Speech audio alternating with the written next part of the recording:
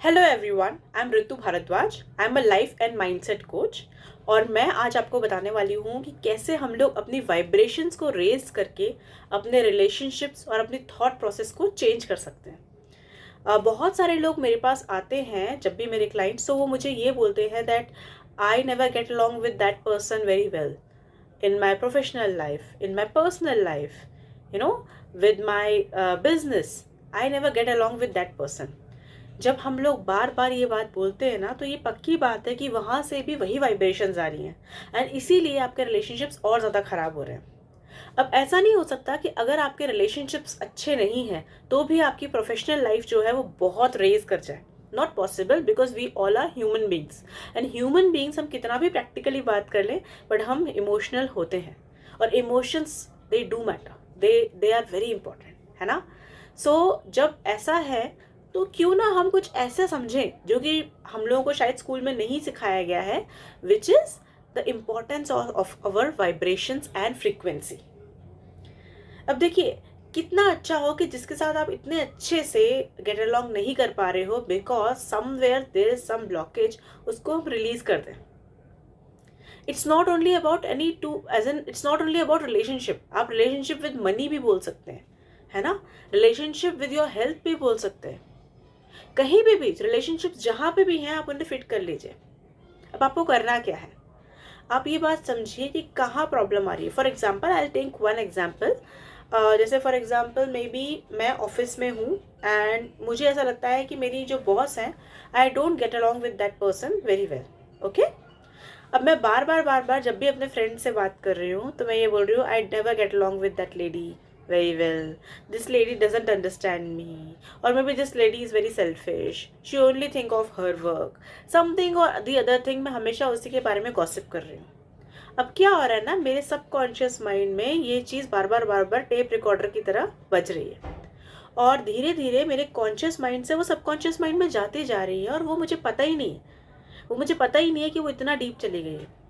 तो क्या है ना कि जब भी उसके साथ मिलूंगी वही एनर्जी मैं उसको दे रही हूँ एंड मैं उससे नहीं भी मिल रही हूँ जिस दिन, तभी भी वो वाइब्रेशंस तो है ही उनके पास।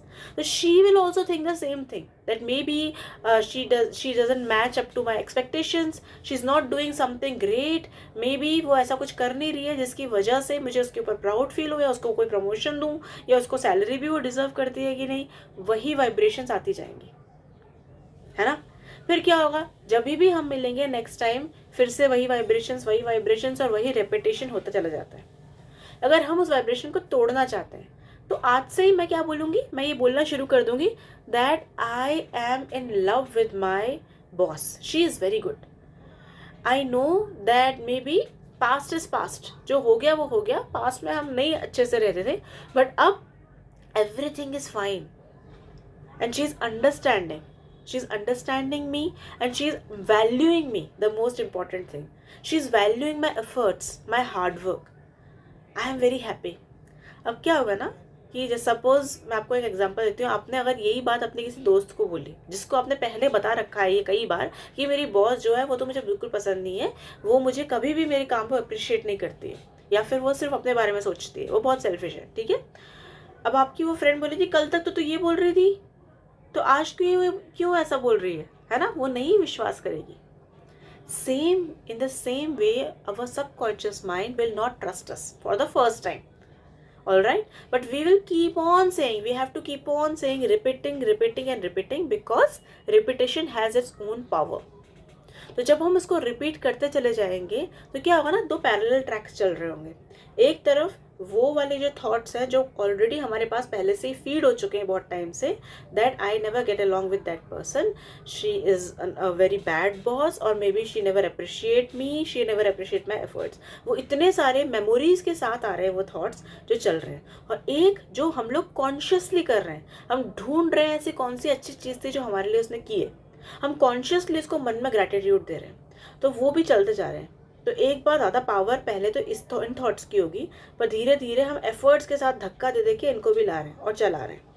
फिर क्या होगा, धीरे धीरे इनकी पावर कम होने लगेगी क्योंकि हमारी जो पॉजिटिव चीज़ है ना उनकी पावर रेज होने लगेगी क्योंकि हम वो कर रहे हैं।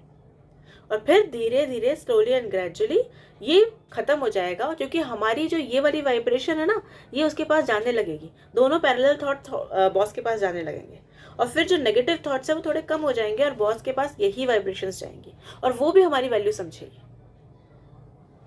So see if it works. It is very powerful and it has worked for many people. मेरे लिए भी पर्सनली ये बहुत काम किया इन एवरी वे. अगर आप मनी के लिए ये सोचते हैं, आई never get along with money, या फिर मनी में भी बहुत अच्छे, बहुत पता नहीं लोग कैसे इतना पैसा कमा लेते हैं, पता नहीं मैं कब इतना पैसा कमाऊंगा या मैं कब इतना पैसा कमाऊंगी, तो आप ये रिलेशनशिप को वापस रिवायरिंग करिए that I love money and money love me. I am so happy and blessed that money is always with me. I'm so happy that whenever money is there, I feel so protected and so much secured, and I am getting money effortlessly and easily. And the best thing is I am using money in very good way. आप ऐसा बोलते चले जाएंगे slowly and gradually, because everything is made up of energy according to law of attraction. So slowly and gradually you will start attracting lot of money. It will take time. एक दिन में नहीं होने वाला है, but if you will seriously do it, तो आप अपनी फ्रीक्वेंसी को और अपनी वाइब्रेशन को आराम से उस लेवल तक ले आएंगे कि आप कुछ भी मैनिफेस्ट कर सकते हैं. सी मैं आपको एक फ़नी बात बताती हूँ, just to tell you that जब हम लोग मैनिफेस्टेशन जोन में आ जाते हैं ना, हम हर कुछ मैनिफेस्ट करने लगते हैं, छोटी चीज़ भी बड़ी चीज़ भी. तो क्या होने लगता है ना, स्लोली एंड ग्रेजुअली हम कुछ नेगेटिव भी सोच रहे हैं तो वो भी मैनिफेस्ट करने लगते हैं. जैसे फॉर एग्जांपल कल मेरी एक फ्रेंड आई हुई थी, मैंने उनसे बोला था कि मेरी गेस्ट आई हुई हैं, मतलब बाहर से. तो मैंने उनको ये बोला था कि हम लोग ना दूसरे वाले रूम में सोते हैं, ये रूम इतना कंफर्टेबल नहीं है, यहाँ पे चोट लग सकती है, बिकॉज यहाँ पे बंक बेड भी रखे हुए हैं. एक रूम में वो सो रही थी. तो उन्होंने बोला नहीं नहीं नहीं, मैं I am comfortable here only. मैंने कहा नहीं, आई एम जस्ट वरिड कि चोट ना लग जाए, यहाँ पे चोट ना लग जाए. मैंने ऐसे ही बोला और 2-3 मिनट बाद मुझे बहुत ज़ोर से सर के ऊपर चोट लग गई because of the bunk bed. तो फिर उसने मुझे बोला Ritu, because you are in that frequency only, तो यू आर मैनिफेस्टिंग एवरीथिंग. तो देखो छोटी सी नेगेटिव चीज़ भी हमने मैनिफेस्ट कर ली. तो ये कोई मजाक नहीं है, ये एक्चुअली होता है. जब हम नेगेटिव चीज़ें बोलते हैं ना, अरे पता नहीं सबका हो जाता है, मैं तो पक्का जब भी जहाँ से भी निकलती हूँ पक्का लेट होती हूँ. पता नहीं मेरी ट्रेन हमेशा ही लेट हो जाती है जिस ट्रेन में मुझे जाना होता है. पता नहीं मेरी फ्लाइट हमेशा ही लेट हो जाती है, या फिर मैं कुछ भी हम बोलते हैं ना वो कैच कर रहा होता है universe. So see to it that you should be very much conscious and sensitive about whatever you are speaking, है ना. So now अभी आपका टास्क क्या है? टास्क ये है कि अगर आप रियली आप सीरियस है कि आपको समझ में आया कि वाइब्रेशंस कितनी इंपॉर्टेंट होती हैं, और अगर आपको लगता है कि आपको अपने आप को ट्रांसफॉर्म करना है, अपनी ट्रांसफॉर्मेशन के ऊपर ध्यान देना है, तो सी कि आप कैसे अपनी वाइब्रेशंस को रेज करने के लिए पॉजिटिव चीज़ें बोलने लगेंगे अपने सबकॉन्शियस माइंड को. अलार्म फिक्स कर सकते हैं. मैं तो अपने क्लाइंट्स को बोल देती हूँ कि दिन में 3 बार अलार्म फिक्स कर लो या 5 बार, और बोलो जो आपको लग रहा है कि आपको ठीक करना है, रिवायरिंग करनी है, उसको आप बोलो 5 बार. स्लोली एंड ग्रेजुअली आपको मज़ा आने लगेगा और आपको बिलीव हो जाएगा उसके ऊपर.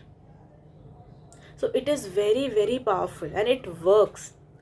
सो yes, this is something about vibration. अगर आपको कोई डाउट्स हैं, कोई क्वेश्चंस हैं, I would love to answer them.